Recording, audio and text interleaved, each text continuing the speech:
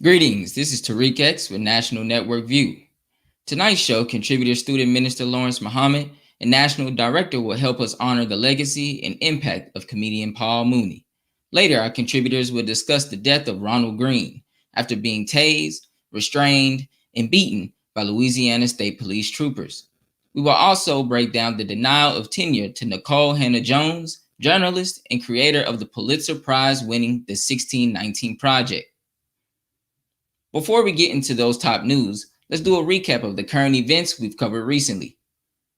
On this week's I Have a Testimony, host Willie Muhammad spoke with jazz violinist Michael Ward about his personal experiences, musical background, and interactions with the Honorable Minister Louis Farrakhan. In my research, I began to start researching about you and your music. So can you share with the audience, when did your interest in the violin actually began? Because I know you started off with piano, right? Yeah, it's a funny story with the violin. I come from a jazz family. My mother was a jazz and classical gospel singer. So when I was going to the 6th grade, she wanted me to learn how to read music, and she told me to take the orchestra class, and they would teach me how to read piano music. But when I got into class, they didn't teach piano. It was all strings. So I decided I was going to go get in the band and play a saxophone or trumpet or something. And the band was full. And I had to stay in the orchestra. So I figured I'd just stay until I can get into the band. And my teacher said, you got to pick an instrument. And I just went eeny, meeny, mighty, mo and picked the violin. And I've been playing it ever since. NNV reporter Naya Sai filled in for anchor Robert Muhammad and sat down with Brother Kareem and Sister Sabbath Muhammad to discuss successful Black marriages from a young couple's perception. So what was the intent of successful Black marriages? The intent behind successful Black marriages, it was, the Honorable Minister Louis Farrakhan said that there was an increase in divorces all over. It's a pandemic, just like the coronavirus. And so with that being said, not just in the Lost Found community, but in the nation. And I wanted to aid in putting a cease to that, because when you see people that are actually doing it, that are successful, that have been married for a long time and loving it, you want to know the keys to that success. Oftentimes we know the format of creating a wedding, we know what a wedding means, we know the wedding planner, this and the other, we know all the elements to a wedding, but when we get into marriage, one can't say the same thing. I previously spoke with real estate investor Brother Louis Ali about land development, rebuilding Black communities, self-sufficiency, as well as separation. So when you say separation, what do you mean? What steps must we take to rebuild thriving communities and create generational wealth that pushes over to the next generation? Well, the first step is we need a man. I can't say how much that man, the Honorable Minister Louis Farrakhan, means to this movement. Let me say something about image. Image is how young Black boys have an imagination. And imagination is how we get a purpose and a will to do something and to be somebody special. And all of the masculine Black male images have just about been destroyed and so slandered that we don't pay any attention to them, except the Honorable Minister Louis Farrakhan. And so we want to separate so that we can do something for ourselves. I also had the pleasure to sit with cryptocurrency investor Vernon Muhammad to discuss the recent market drop in the cryptocurrency industry. So what's new in the world of blockchain technology this week?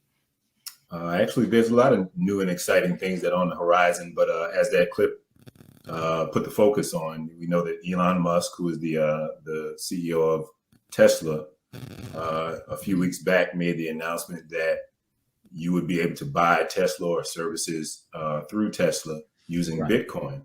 Well, in a sudden change in this past week, he suddenly announced that, you're not going to be able to do that with Tesla anymore. You're not going to be able to purchase a Tesla or services using Bitcoin. And a lot of people look at people like Elon Musk, and anything they say, anything they do has a ripple effect. So you had that go on. A lot of people, reacted to what they saw come out, whether it meant something or whether it didn't. You also have to keep in mind the rise of Bitcoin and various cryptocurrencies over the last year. There's a lot of people who made a lot of money. Vernon Muhammad also spoke with us about financial literacy, fluctuations in the markets, and building wealth. We know that you offer, a platform where you do give a lot of valuable information on cryptocurrency and financial literacy, etc. There's a big focus on decentralized finance. Now, decentralized finance is a term that we probably, if out of all the terms, we probably want to pay close attention to that. Okay, every one of us is intricately connected to the banking industry. Every one of us has a bank account. Every one of us uses a debit card. Wherever we go, there's something that we have to do that travels through a bank, even if we're just using Square and Cash App and Venmo and whatnot. There is a bank, and the banking industry is connected. Decentralized finance takes the power, takes the money, the profits from the banking institutions, and puts them back in the hands of the individuals, which is where it should be, where it should have been all along. NMV News anchor Rosalind Parks and guest Jeremy Peaches discussed his Fresh Life organic farming business for our Engine of the Nation report. And when we had you on previously, you have since interviewed regarding justice for Black farmers. Can you tell us a little bit about that? Oh, so yes, ma'am. So I was interviewed by two organizations. One, I think it was the local ABC 13 news station, and also the another African American national news network about the Freedom for Black Farmers. It's a justice act, an act that hasn't necessarily been passed, but has been proposed in the legislation to be able to provide debt relief in terms of farmers in their land and their loans, as well as some new and beginning farmer programs for specifically African American, or in the USDA terms, socially disadvantaged farmers, which could span across all kind of other races as well. Rosalind Parks also spoke with weekly contributor Brian E. Muhammad for the Global View report and broke down the Israeli-Palestinian conflict and possible war being on the horizon. Did Israel's treatment of the Palestinian Muslims during the holy month of Ramadan escalate the Israeli-Palestinian conflict? Well, it did. It did. I think it added to a number of issues that was already going on. But I think that with the attack at Al-Aqsa Mosque, which is the third holiest site for Muslims in the world, behind the two holy sites in Mecca and Medina, when they did that, they angered the world, especially during the month of Ramadan, because this was captured on international broadcasting. So the world saw this defilement of the third holiest place of Islam, plus it's a site that's revered by the Jews as well as by Christians. Brian E. Muhammad also unpacked the Israeli colonization, recent aggression, and demolition of Palestinian homes. Is Israel escalating the conflict by amassing ground troops in this latest offense? Well, it is. I mean, Israel is doing what Israel has always done. The amassing of ground troops against a defenseless Palestinian people, it tells the story of the lopsidedness of Israel. I mean, they say that they're fighting the resistance group Hamas, who have been shelling rockets really in self-defense, not even in offense, but in self-defense of what Israel has been doing to the occupied population of Palestinians. And so by them putting ground troops along with this bombardment of air raids that have been going on since the 10th of May, it only exacerbates things. And it's only, again, a testimony of what Israel have always done. Rosalind Parks had NNV Weekly contributor Dr. Akili on discussing the CDC and the U.S. government's continued push for COVID vaccinations and children now being approved for these experimental vaccines. What are the potential risks in children versus adults when it comes to vaccines in general?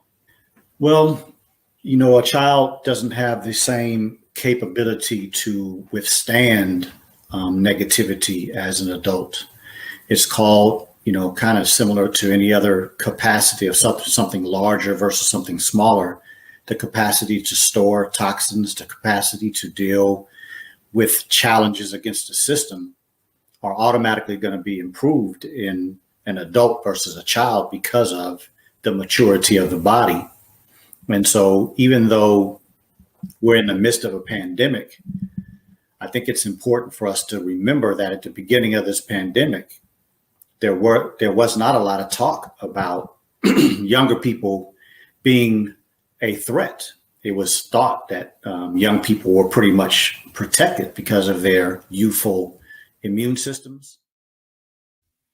Recently, Tony Muhammad spoke on the current mask mandates for schools and the negative health effects that will occur as the other mask mandates are lifted with Rosalind. Florida's Education Commissioner, Richard Corcoran, is asking school districts to make masks and face coverings to be voluntary. From your experience, is that a wise choice? No, it is not a wise choice, dear sister. Even if these children get vaccinated, which right now we're seeing even the case with the New York Yankees, as Dr. Keeley mentioned, 9 players and staff members got vaccinated and they tested positive for COVID-19. And we see repeated cases all over the news in which even though the adults, we're talking about adults here, we're not talking about children, the adults get vaccinated and they're ending up with COVID themselves. And now when we have children coming into the classroom and now they have the choice, oh, well, if I want to, I could not wear my mask. Hip-hop artist, activist, and entrepreneur Lord Roca talked about his music influence and working with his local community in a recent interview with Rosalind Parks. What challenges, if any, have you met blending your desire to make music with answering God's calling? I think the challenge is trying to find a way to deliver something righteous and also make it creative. Oftentimes you have artists who are conscious in the conscious community, but they come off what people consider corny, right? It wasn't creative enough. So the challenge is always making making the records relatable to the people and not being so preachy and so, pressed on them and their faults or what they may do that you don't like. So always finding that niche and that creativity, that's the challenge. And it worked out pretty well for me. Let us pause for announcements from our sponsors. When we return, monthly contributor student minister Lawrence Muhammad are back. First up, we'll be discussing the legacy and impact of the late beloved comedian Paul Mooney. We'll be right back. Be a part of the force that powers truth in journalism. Your support helps us to highlight solutions for a brighter tomorrow. Go to nnvnews.com/donate. Asiatic Minds, online education, helping our children to discover their God-given skills, gifts, talents, and passion that will allow them to see their greatness, as well as the greatness of our people, and upon discovering that greatness, infusing them with the desire to use it for the betterment of themselves, their families, our people, and the world. Call now, 502-219-4848. This is Sister Sajda Muhammad. We are proud to announce that the Sajda House commemorative Elijah coins are finally here. This priceless heirloom, made from recycled copper from the messenger's home, is now available at sajdahouse.com. The hashtag Bank Black social media campaign made strides not only in revolutionizing how we bank, but also how we think. The movement inspired thousands of African Americans across the country to transfer or deposit millions of dollars into Black-owned banks. These are banks that will invest in urban communities, employ African Americans, support Black businesses, and inspire Black home ownership. This is a very proud moment for our culture as we are taking small, but significant, steps towards building Black power through Black wealth. Thank you for tuning in to NNV News. Please share your thoughts with us in the comments section below. Follow us on social media at NNV News, and please subscribe to our YouTube channel, National Network View. This is Clifton Muhammad with NNVnews.com.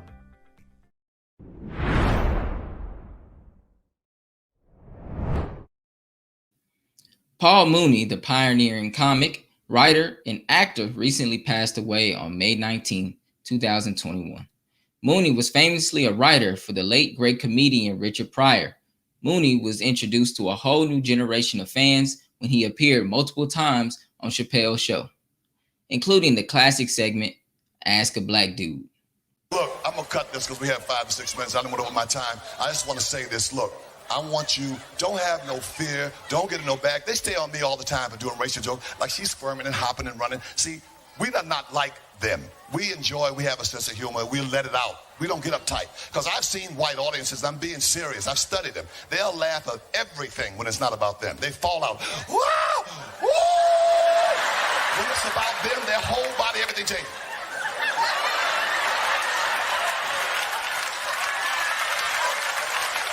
Get a damn sense of humor. That's why they're giving O.J. Simpson such a bad time. They tried to take that trophy. That man earned that trophy. Forget about the trial. With his sports, they won his trophy, but they didn't get it, did they? He hid it. He hid that trophy where he hid them shoes and that knife. They ain't gonna never find that trophy. Goodbye. Joining us to unpack this topic and much more is Student Minister Lawrence Muhammad. Greetings, brother. How you doing today? I'm doing well. And yourself, sir? Oh, I'm doing fine, sir. Thank you for joining us today. Thank you for having me on. Yes, sir, sir. So, as you can see, our brother Paul Mooney was definitely an impactful comedian. He's definitely made me laugh several times with his stand-up comedy and even some scripts that he's written for many comedic giants. So what did you think made Paul Mooney's style of comedy so relevant and timeless? I think what made Paul Mooney stand out the most was his authenticity. Even though he dealt a lot with race, but it was coming from a sincere place. You knew that these were things that he himself has experienced. And so it's almost like music in a sense. You can tell when an artist is just singing something, or if they're actually singing something that resonates with them and you yourself can feel what they are feeling. Paul Mooney had the great ability as a storyteller to put you and I in his footsteps and to walk with him. And I believe that's the greatest thing about him. He was able to take you and I and put us in the moment to see what he was saying as he was saying it. Yes, sir. Absolutely. And, like you mentioned being authentic, and, can you just kind of go into why being authentic and being genuine in your art is important?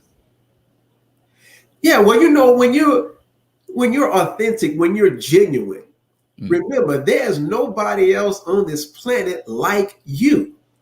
And so when people see that you are sincere and when you are genuine, you're now more relatable. And when we become more relatable to one another, now I can let my guards down. I can relax because this is who this person is. And then that allows me to be myself. Right. And so if I can be myself and you yourself in this particular situation now, that bond grows even tighter together. Mm-hmm. Absolutely. Yes, sir. And, Mr. Mooney was fearless and unapologetic with his style of comedy. And in this age of cancel culture, do you think we will see other Black comedians continuing his style? That's a great question.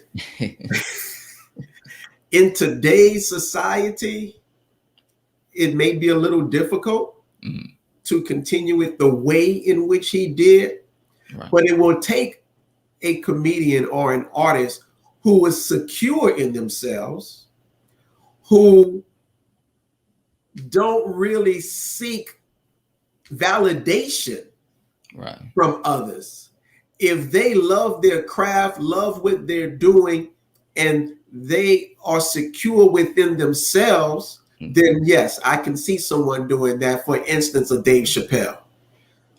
So Dave Chappelle, I believe, is one who will continue to do that, speak on social issues, speak on racial issues, but at the same time, Dave Chappelle is such a comedian to where he can be dropping some serious things on us, but we're laughing at him at the same time. And it kind of sometimes, if you're not careful, it'll go over your head. And that comes from Paul Mooney. Right. So this man is legendary and he doesn't get the credit that he deserves. Right. Yes, sir. And, you mentioned Dave Chappelle and his style of comedy coming from Paul Mooney. So how else has Paul Mooney's legacy been so impactful? Well, I think his legacy has been so impactful, not just from a comedic standpoint. He, to me, also goes like in the line of Dick Gregory, where Dick Gregory didn't just become a comedian and stay there. He used his comedic sense and timing and gift to press social issues, in particular the civil rights movement. So I think Paul Mooney, even though coming from a comedic standpoint, he was really helping us to deal with serious issues in America and within our community from a comedic perspective. And I think that's the difference. Some people are comedians. Paul Mooney, to me, was not a comedian.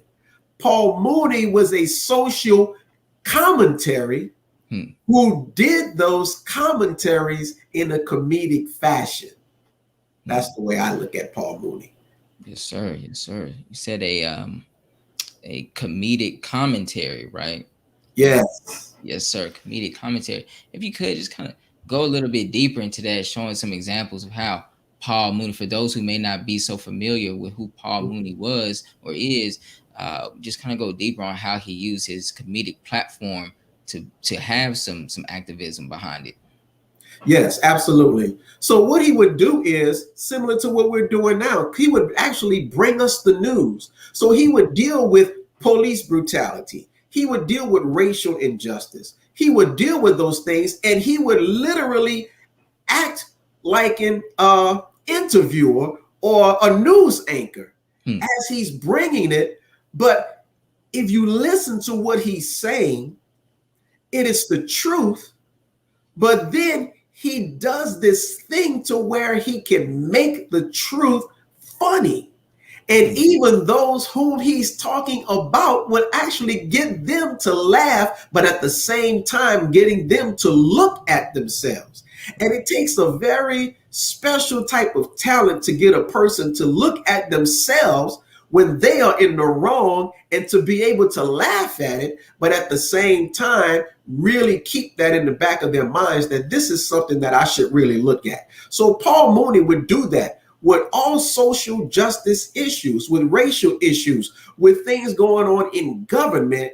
He was not afraid to bring those things to the forefront. Yes, sir. Absolutely. I could definitely relate to that as well. I watching a few Paul Mooney skits myself. It was definitely many times where he would have me looking at myself, but it was in such a fantastic, like a very joking manner, of course, his comedy, but it was still, it kind of hit you off guard, like, man, I never thought about that. Like, it's like, it really hit me at the same time, but at the same time, he kind of lightens the atmosphere and makes it a little bit easier for you to look within yourself as well. And so, you know, do you have a favorite Paul Mooney moment that you would like to share? Oh man, believe it or not, it was, I don't know if I can say it on here. But Paul Mooney was talking about the N-word. You know, he just kept talking about N-word. And, you know, we ain't gonna never do right. We ain't gonna never do right. We not, but he kept, the thing about it is, he kept saying that over and over and over again about how we weren't gonna do right. But then he found this way to take it off of us, take the onus off of us and put it on America and say, see, now this is where all of the N-words get this from. Right. And that was his comedic genius, you know. And I have to say this, you know, being from New Orleans, Louisiana, you know, Paul Mooney is a native of Louisiana. Wow. Paul Mooney was born in Shreveport, Louisiana, which is northwest Louisiana. Yeah. Yes, sir. Wow.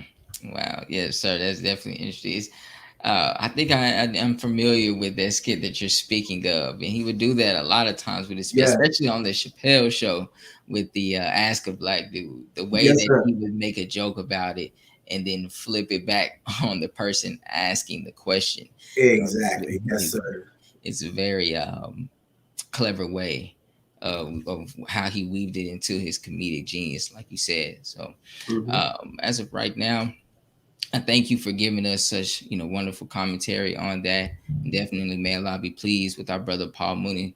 But right now, we're going to take a moment to pause for some announcement from our sponsors, and our contributor will return and discuss the recent death of Ronald Green, who died after being arrested by Louisiana State Police. We'll be right back. Be a part of the force that powers truth in journalism. Go to nnvnews.com/donate.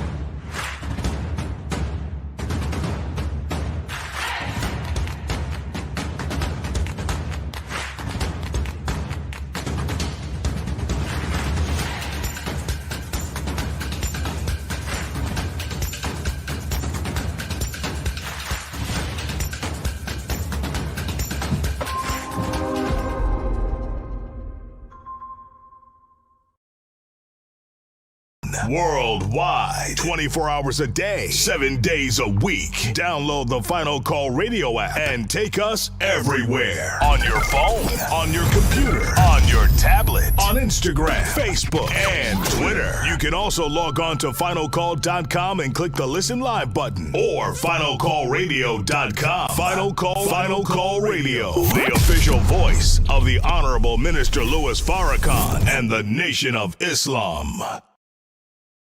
Please share your thoughts with us in the comment section below. Follow us on social media at NNV News, and please subscribe to our YouTube channel at National Network View. I am Anissa Muhammad with nnvnews.com.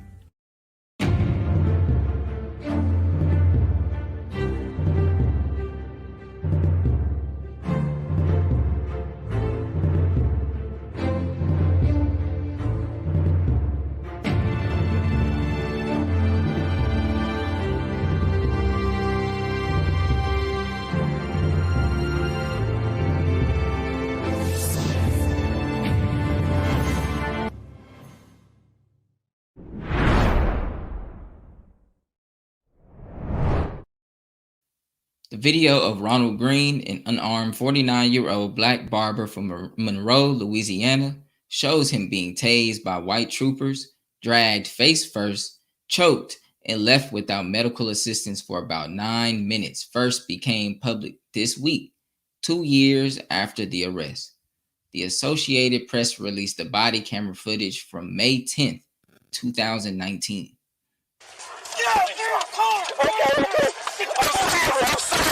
The brutal 2019 arrest and subsequent death of Ronald Greene was captured on body camera. I'm scared. I'm just scared. In video obtained, released, and edited by the Associated Press, Louisiana State Troopers pull the 49-year-old black man from his car after a dangerous, high-speed pursuit. Taser. Greene is tased multiple times, but much of what happened is off camera. I'm sorry. During the graphic and disturbing video, Greene is repeatedly punched, put in a chokehold, and dragged through the dirt. Greene's family attorney sharing audio of what he says is one officer describing the violent arrest.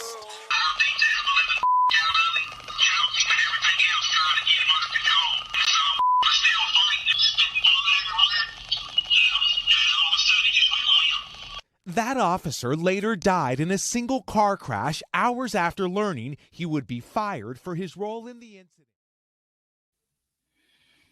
Welcome back, Brother Lawrence. Yes, sir. Thank you. Yes, sir. So we're going to jump right back into it. As we can see, those are some very heavy and traumatic videos, as we can see with our brother being abused there. So initially, state trooper reports said that Mr. Greene died from a car crash. New information proves that report to be a lie. What are your thoughts about another murder of a black man on camera? Well, this is typical. And it's really not anything new when it comes to us. We've been being murdered for a long time. And it's just now that there's cameras involved. Mm-hmm. So this is not anything that's new to us. It's just coming to the light now. Yes, sir. So we've witnessed black people be killed by regular citizens, city police officers, retail security guards, and state troopers. The common thread is the black victims, yet we have black elected officials like South Carolina Senator Tim Scott and Vice President Kamala Harris saying America is not racist, as well as Congressman James Clyburn saying the solution to eradicating police misconduct is to recruit good people. What are your thoughts on their comments? Well, it's obvious what we're looking at when we talk about America and being racist or not being racist. It's obvious. Just open your eyes and look. Now, the thing about it is you can't train racism out of someone. You can't recruit someone who is not racist. It is what it is. And the thing about it is this country refuses to look at what it is, what it's being done to black people, because black people in the eyes of this country are subhuman. And if we are subhuman, then it really doesn't make a difference on how we treat them. And so therefore, if you kill one of them, you're not killing anything, you're killing an animal. Right. And so when it comes to their own people, you notice that there's great care that's taken when they are being apprehended. Right. But with us, we're always resisting. If you listen at the clip, the man said that he beat him.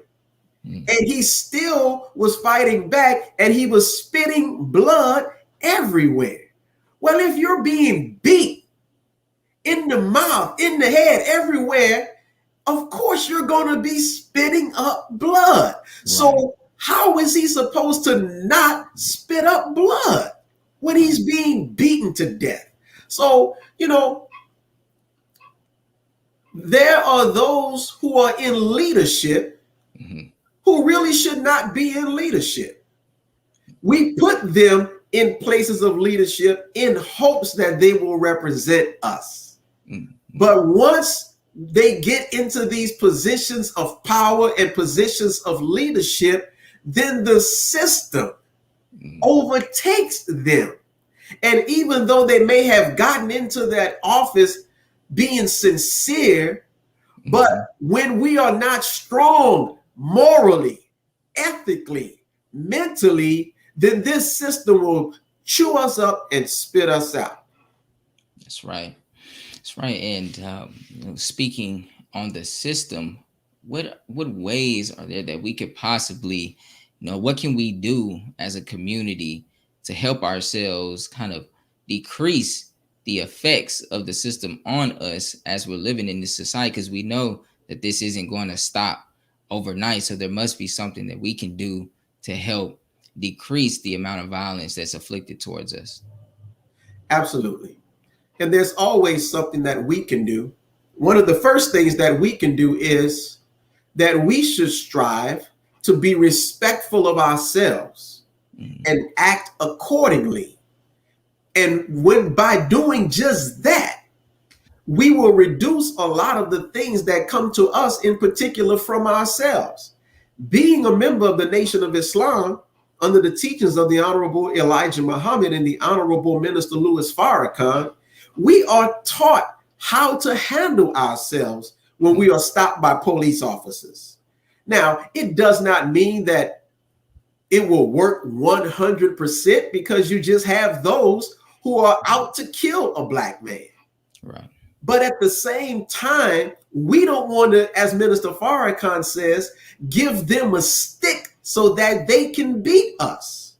Another thing that we can do is start policing our own communities. When we see something out of line, we deal with it. But there first has to be a level of respect among us and for us. So nowadays, we don't really want correction. We don't want anybody really telling us anything. And I remember the story of Minister Farrakhan's mother when she had to discipline him, and the neighbors called the police because she was disciplining him. And she invited the police officer in and told him, "You stand there while I finish beating him." Wow. He said, "Because you see that thing on your side." He had, at that time, it was a billy club that they were carrying the police. She said, "I would rather," and I'm not quoting it perfectly, "but I would rather discipline him here than for you to discipline him with that stick out there in the streets." Right. And this is what's happening with us. We have to have that discipline among ourselves, that discipline in our homes, and that's something that has to be taught to us. And so therefore, when we are out, we will carry ourselves accordingly. And when we run into a situation like that, we will do the best we can to preserve this life that we have, because we only have this one life. And so the object is to get home to our families. Is not to be macho, is not to put up a fight or anything of that nature. And that does not mean that you are weak. What it means is that you and I are preserving this life that we have so that we can live another day. So that's just a start that we can, well, what we can do. Thank you, brother. Thank you for those, for that great answer and that great insight. Those are some wonderful solutions that we could start to apply to our communities, just to get us a little bit closer to decreasing the amount of violence that's afflicted to us by outside communities. And we have Master Trooper Chris Hollingsworth, who was involved in Green's arrest, died in a single vehicle highway crash that occurred hours after he learned he would be fired for his role in the case. Do you think his death was a suicide? Do you think him knowing that his involvement in the murder of Robert Greene would be made known? Well, I don't necessarily want to speculate on if it was a suicide or not. But we're also taught that there's no such thing as coincidence. Right. But for whatever it is, let me tell you, this kind of hits home a little personal for me, because I was the student minister in Monroe, Louisiana for 12 years. And so, knowing the people there, knowing how they are, man, they are some good people there, and knowing law enforcement there. I have personally come into contact with law enforcement in that part of Louisiana. So this, as I said earlier, does not surprise me. It's just that it's caught on camera, and it has taken 2 years for it to come out to the public. So, you know, we understand, and I also know that Caucasian people can't really take a lot of pressure like Black people can take. So sometimes they will, you know, can't take it.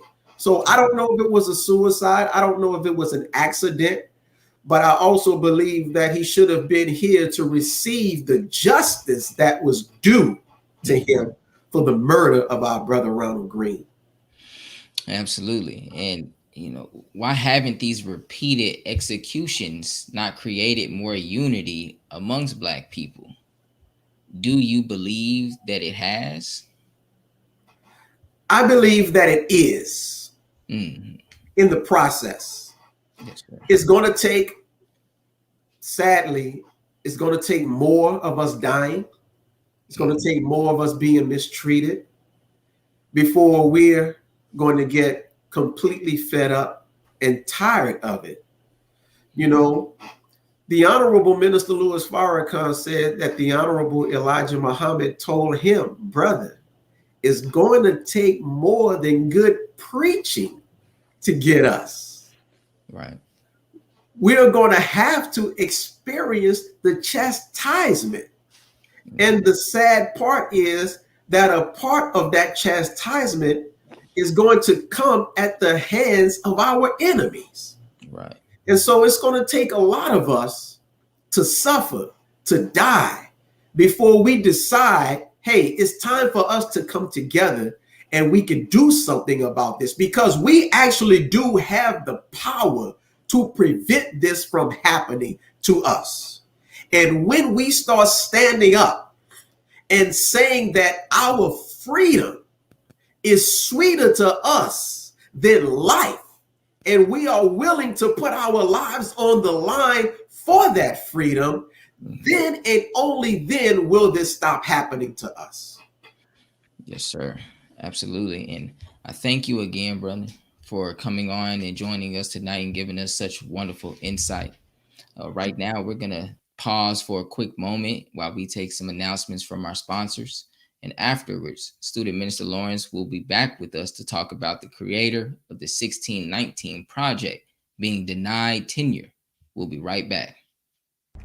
Be a part of the force that powers truth in journalism. Your support helps to combat false media. Cash App NNV News. Greetings from National Network View. This week's Final Call cover story headline memorializes the late, great DMX. Last week, DMX's life was celebrated at the Barclays Center in Brooklyn. Large crowds gathered to honor the legend. They were there to remember a man who wasn't afraid to express his pain with the world. The Honorable Minister Louis Farrakhan spoke via Zoom to the large audience.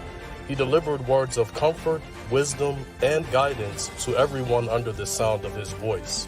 DMX will live on. This FCM volume number 29 edition features the middle page article is a transcript of what the Honorable Minister Louis Farrakhan said at the memorial. To read more, subscribe to finalcalldigital.com and tune in to the all-new Final Call Radio. This is the nnvnews.com Final Call cover report. This is Sister Sajida Muhammad. We are proud to announce that the Sajida House commemorative Elijah coins are finally here. This priceless heirloom, made from recycled copper from the messenger's home, is now available at sajidahouse.com. Please make sure you leave your comments and questions in the comment section below. Follow us on Facebook, National Network View, and make sure to check us out on Twitter as well, National Network View. This is Sergio Gutierrez with National Network View, signing off.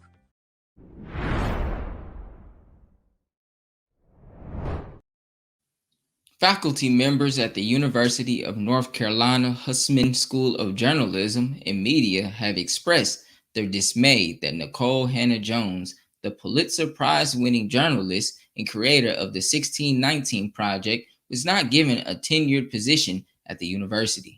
Dozens of staff, students, and community members protested the board's decision to deny tenure for Nikole Hannah-Jones, who created the New York Times 1619 Project. Now, it reframes the country's history around slavery and also discusses the contributions of Black Americans. That project has inspired even lesson plans, but some lawmakers across the country have fought against those plans being taught in schools. In yesterday's meeting, one board member defended their decision, but some faculty and staff say that they never received an explanation of why Hannah-Jones did not receive tenure. Thank you for joining us, Brother Lawrence. Thank you. Thank you for having me. So, Mrs. Jones came under fire for the 1619 Project. There were efforts by Republican elected officials to cut funding from schools who included the project as part of the curriculum. Do you think the denial of tenure to her is a part of this backlash?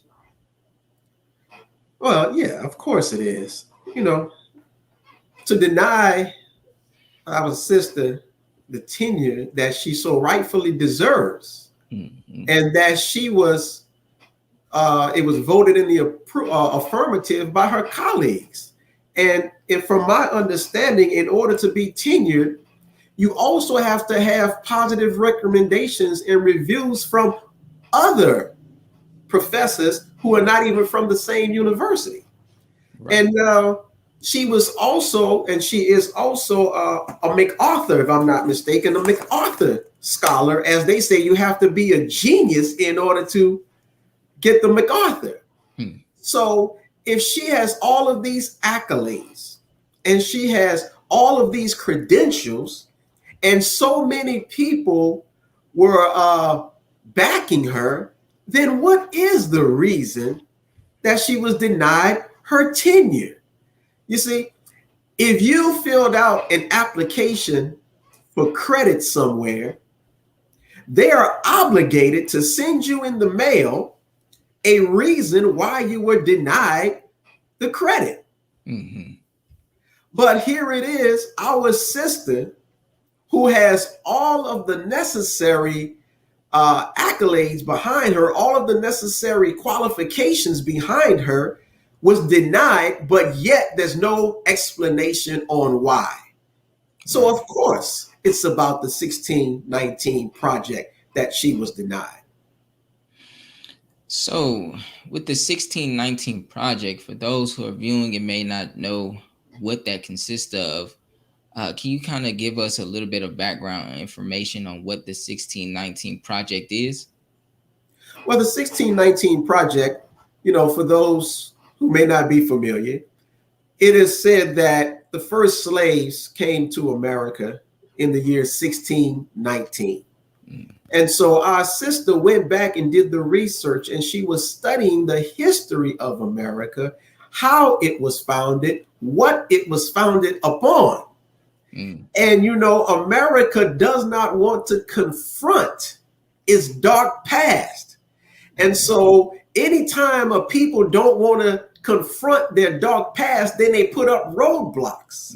And they, what's the word? They tend to deflect from the issues. And in deflecting from the issue, they really draw more scrutiny to themselves because there's no justifiable reason why they should overlook that. If it's a part of America, let's look at it. But there's no one that's being denied, or no one not wanting the curriculum of George Washington being taught in schools. Nobody is denying the curriculum of Abraham Lincoln, who so-called freed the slaves. No one says anything negative about that. But when it comes, once again, to us, to Black people, our history cannot be taught in the school system, because if that history is acknowledged, then there is something that America has to do in order to rectify that situation. And that's why they don't want it, because there is a responsibility that comes with acknowledgement of slavery. Absolutely. You kind of hit on on this next question already in your last answer, but just to, I guess, dive a little bit deeper into it, why do you think this 1619 project has angered so many white folks and white-minded Negroes? Well, you know, that goes to our brother who says that America is not racist. You know, when Negroes are looking for favor in this country, they will say things that they themselves know are not true. Our brother Scott, he knows America is racist. He didn't get to the position where he got to without the struggle and running into racism head on. But he has to continue to find favor of those whom he deems hold his future in their hands. And so when it comes to this 1619 project, it goes once again to not wanting to confront the past. You see, so it's like when anytime that we have done wrong to someone, we cannot just say, I'm sorry, and that's it. We are taught by Minister Farrakhan in the atonement process that when that wrong is pointed out, there has to be something done in order to right the wrong. There has to be a process of atonement. So when you have to look at what was done to an entire people that was brought to this country against their will, their labor was used in order to make this country great and to make this country rich and the country that it is today, and with no acknowledgement of how we were treated. And they will say that America was made great by Davy Crockett and all of those who were, quote unquote, the founders of America, while denying and putting into obscurity those of our forefathers who bled, suffered, and died, whose blood soaks the soil of America. And so when you're looking at something like that, they don't want that taught in school. As a matter of fact, a few years ago, they were taking slavery out of the textbooks in the state of Texas and was saying that the Black people came here as indentured servants, as volunteers. Wow. So they are able to manipulate history the way that they want to present it to us. But our sister has documented history that's not made up, and yet that can't be put into the school system. Wow. You mentioned manipulating history. So do you think this serves as yet another sign for the best and brightest of our scholars to bring their talents to HBCUs? But I also want to add another part to that question. Do you think not only bring their talents to HBCUs, but focus on opening our own universities? Yes, when it's all said and done, you know, our sister should get her tenureship. But at the same time, that should not be the goal. Because for so long, we have been looking to be validated by white people. Right. And to enter into their society. And it is this integration that has decimated Black business, Black education, Black society as a whole. So our sister, with her brilliance, I believe, as LeBron James would say, take her talents to an HBCU. Yes. Take her talents back home to her own people and say, hey, let's start our own university. Let's teach our own children, because we can never, ever rely on our open enemy to teach us the truth about ourselves. Otherwise, we would not still be in the condition that we are in. So we should never, ever count on the oppressor to give you and I what we need to be free. Even when it comes to education, even when it comes to finance, none of those things will actually come from them to us in a way that will relinquish us or make us free from their control. Absolutely, yes, sir. And why do you think there are? Why do you think there's a lack of African American studies, not only in predominantly white institutions, but even in HBCUs? There's a show of a lack of African American studies. Well, I think that that's a part of the system, because at one point in HBCUs, there definitely was the African American studies. It's still there in some, but not to the degree that it once was. And we have to also understand that the majority of HBCUs, if not all of them, are controlled by white interests. And they are the ones that actually put together the curriculum for our schools. Wow. So you can't teach this blackness in your school. You have to teach this. So this is why Minister Farrakhan says that we as a people have to pull our resources together so that we fund HBCUs and we can then give them the curriculum that they should be teaching to our students. And I believe that there is a movement that's taking place for us to start coming back to our HBCUs. For instance, our brother Deion Sanders has gone back to Jackson State University, and our brother Master P, his son, decided to forego the other universities and to attend an HBCU. So I think with more of these young black athletes deciding to take their talents to HBCUs, and our scholars taking their talents to HBCUs, and even starting our own just black universities in particular, I believe that it's going to get better and better and greater, that the demand will come for us to go to and attend our own. Because remember this, and I'll say it quickly, we have been taught that we were not as smart as Caucasian people. So even when it comes to Tuskegee University, our students were actually told not to go to that university because you weren't going to get the right education there. But when you look at our great people, the ones who have literally made a stamp on this world, they came from HBCUs. That's right. So the talent is there. The knowledge is there. We just have to now pick up the mantle and have faith in our own, and let's go ahead on and get busy. Yes, sir. Yes, sir. And thank you again. Thank you again, my brother, for joining us today and really giving us such wonderful and beautiful insight on these topics that we discuss. We really do appreciate you for taking that time out today, brother. I really thank you, and I appreciate you all having me.